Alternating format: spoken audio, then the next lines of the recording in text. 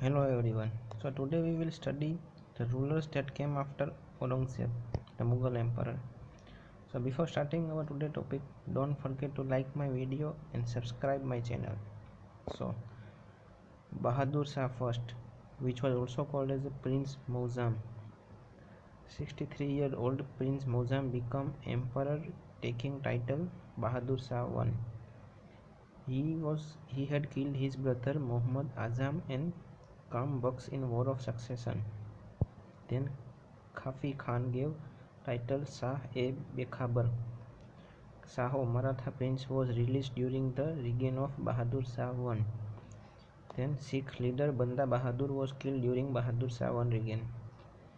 Then after Bahadur Shah I, Jahandar Shah, with the help of Zulfikar Khan, Jahandar Shah became emperor. Zulfikar Khan introduced Ijara system for state financial improvement, and he also abolished jizya, which was put on Hindus or non-Muslims.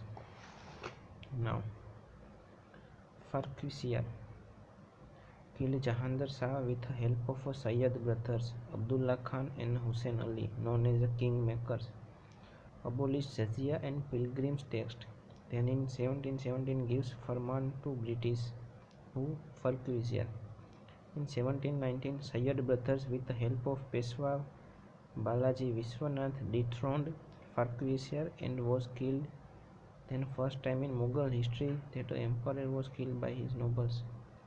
So don't forget to subscribe my channel.